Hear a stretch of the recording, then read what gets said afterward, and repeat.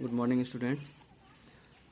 आज हम लोग क्लास 8 की एनसीईआरटी की किताब हनी ड्यू से शुरुआत करते हैं। इंग्लिश की किताब है और पहला चैप्टर है इसका the best Christmas present in the world. देखिए, नॉर्मली क्या होता है कि क्रिसमस के अवसर पे हम लोग जो खास करके क्रिश्चियन जो हैं वो एक दूसरे को गिफ्ट्स शेयर कर रहे होते हैं एक दूसरे के साथ। एक ट्रेंड है, एक तरह का ट्रेडिशन है। पहले तो क्रिश्चियंस ऐसा किया करते थे, लेकिन आज के समय में सारे लोग कर रहे हैं। सारे धर्म के लोग इस चीज़ को देख रहे हैं। कह रहा है क्या, the best Christmas present in the world. Topic के अकॉर्डिंगली हमको ये देखना है, हमें ये देखना है कि ये संभवतः ये कुछ ऐसा है जिसकी तुलना की गई है कि वो अब तक का सबसे बेहतरीन तोहफा होगा जो किसी ने किसी को क्रिसमस के अवसर पे दिया हो। There are some dates or periods of time in the history of the world that are so significant that everyone knows and remembers them. The story you will read mentions one such date and event, a war between the British and the Germans in 1914. Can you guess which war it was? Actually है क्या कि कुछ हमारे इतिहास में कुछ date वैसे हैं, कुछ डेट्स हैं या कुछ टाइम पीरियड है जो अपने आप में काफ़ी इम्पोर्टेंट होता है, जिसको हर कोई जान रहा होता है और उस डेट को, उस पीरियड्स को लोग याद रखते हैं। तो जो कहानी हम लोग इसमें देखने वाले हैं, जिसका टाइटल हमारे सामने में है the best Christmas present in the world, ये कुछ वैसे ही किसी घटना के बारे में है, कोई इवेंट हो और साथ ही साथ उसके साथ वो उस डेट को आइडेंटिफाई कर रहा है जिस डेट पे वो घटना हुई थी। और ये घटना क्या है, ये एक वॉर को इंडिकेट कर रहा है। A war that took place between the British and the Germans, जो कि ब्रिटिश दैट मीन्स इंग्लैंड की सेना, अंग्रेज और जर्मनी की सेना, यानी इनके बीच में 1914 में। और ये 1914 में फर्स्ट वर्ल्ड वॉर की बात थी। तो कह रहा है क्या, स्टोरी का जो सबसे पहला जो पार्ट है वो शुरुआत हो रहा है इस तरह से। I spotted it in a junk shop in Bridport, a roll top desk. The man said it was early 19th century and oak. I had wanted one, but they were far too expensive. This one was in a bad condition, the roll top in several pieces, one leg clumsily mended, scorch marks all down one side. It was going for very little money. I thought I would restore it. It would be a risk, a challenge, but I had to have it. I paid the man and brought it back to my workroom at the back of the garage. Narrator जो हैं ये कह रहे हैं क्या कि इन्होंने इसे पाया एक कबाड़ी की दुकान में। जंक शॉप दैट मीन्स कबाड़ी की दुकान। ये कबाड़ी की दुकान का लोकेशन है ब्रिडपोर्ट में। और ये रोल टॉप कहने का अर्थ हुआ क्या, एक डेस्क, एक मेज। इसमें नॉर्मली लोग क्या करते हैं, कुछ पर्सनल बिलोंगिंग्स को सेव करके, सिक्योर करके लोग रखते हैं, उस तरह का डेस्क है।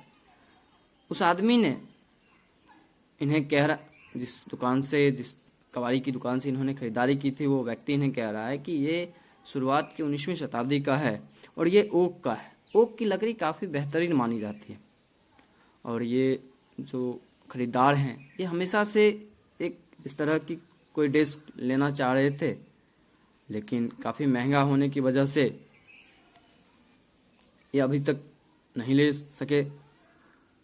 ये वस्तुतः ये जो डेस्क जो इन्हें जंक शॉप में मिल रहा है, इसकी स्थिति खराब है, एक खराब स्थिति में है, बैड कंडीशन में। कई जगह से टुकड़े थे इसके। एक पैर जो था, legs of the desk, one of the leg of the desk that was clumsily mended, किसी तरह से मरम्मत किया हुआ था। एक तरफ धब्बे थे,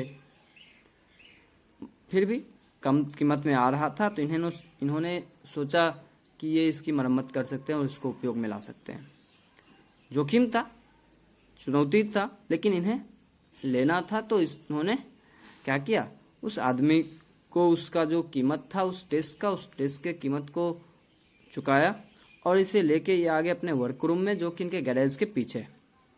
और नेक्स्ट कह रहा है क्या, I began work on it on Christmas day. और क्रिसमस की पूर्व संध्या, डेट मीन्स 25 दिसंबर को क्रिसमस अगर हम मनाते हैं तो ये मतलब होता है क्रिसमस की पूर्व संध्या, यानी 24 दिसंबर को इन्होंने इसके ऊपर काम करना शुरू किया। काम करने का अर्थ हो गया क्या, इसकी मरम्मत करना। I remove the roll top completely and pulled out the drawers. The veneer had lifted almost everywhere. इन्होंने क्या किया, उस रोल टॉप को ऊपर जो भी बबली स्ट्रक्चर जो बना हुआ था उसको पूरी तरह से हटाया, ड्रॉवर्स को निकाला। और एक देखते होंगे आमतौर पे क्या होता है कि किसी भी लकड़ी के फर्नीचर पे ऊपर से सजावट के लिए, डेकोरेटिव पर्पस के लिए एक पतला लेयर जो होता है, लकड़ी का हो या प्लास्टिक का हो, वो लगाया जाता है। ठीक है, सस्ती जो लकड़ियां होती हैं प्रायः उनके ऊपर ऐसा किया जाता है ताकि उसका आउटलुक बेहतर हो। तो वो जो विनीर जो है उसको इन्होंने पूरी तरह से उठा दिया। It looked like water damage to me, both fire and water had clearly taken their toll on this desk. ऐसा लग रहा था कि दोनों चीजें कहने का अर्थ हुआ क्या कि इस पे दो बातें हुई थी। एक तो बारिश हो सकती हो, परंतु बारिश की बात नहीं है, यहाँ आग लगी। आग लगने के बाद उस मकान की आग को बुझाने में जो पानी का इस्तेमाल हुआ था, उन दोनों की वजह से इस डेस्क की स्थिति ऐसी बनी थी। The last drawer was stuck fast. I tried all I could to ease it out gently. In the end, I used brute force.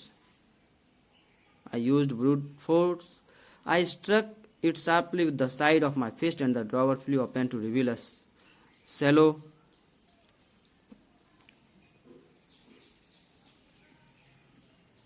space underneath a sacred drawer. There was something there. I reached in and took out a small black tin box. Sellotaped to the top of it was a piece of lined note paper and written on it in a shaky handwriting, Jim's last letter received January 25th, 1915. उस desk का जो last drawer जो था वो काफी सख्ती से लगा हुआ था। इन्होंने हर संभव प्रयास किया उसको आराम से निकालने का, खींचने का, मगर अंत में इन्होंने जोर से ताकत का आजमाइश किया, काफी ताकत लगाई। उन्होंने एक छोर पे काफी कसके मुक्का दिया और मुक्के के साथ में ही उन्होंने क्या देखा कि नीचे वो खुलता है और ड्रॉवर के नीचे एक और सेक्रेट ड्रॉवर, यानी उस ड्रॉवर के अंदर में एक और ड्रॉवर उसके ठीक नीचे में मौजूद है। उसमें कुछ था। ये हाथ बढ़ाते हैं और वहां से उन्होंने एक छोटा सा काले रंग का टीन का बक्सा निकाला। उसके ऊपर सेलो टेप लगा हुआ था, टैपिंग किया हुआ था और एक पेपर के पीस के ऊपर नोट पेपर पे लिखा हुआ था जिम्स लास्ट लेटर, जिम का आखिरी पत्र, जो कि 25 जनवरी 1915 को प्राप्त हुआ। इस तरह की बातें की गई थी। कहा to be buried with me when the time comes. और लिखने वाले ने यह भी लिखा था कि जब समय आए, यानी जिस वक्त समय हो, तो मेरे साथ ही ये दफन हो, मेरे साथ इसे दफनाया जाए।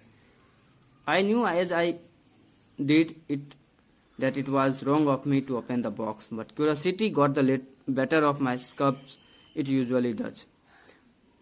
ये जान रहे थे कि जो ये कर रहे थे, इन्होंने इस बक्से को खोलना इनके लिए क्या था, गलत था, लेकिन उत्सुकता आमतौर पे होता क्या है लोगों में, जब आप किसी काम के लिए उत्सुक होते हैं तो हिचकिचाहट मिट सी जाती है, और प्रायः ऐसा होता ही है।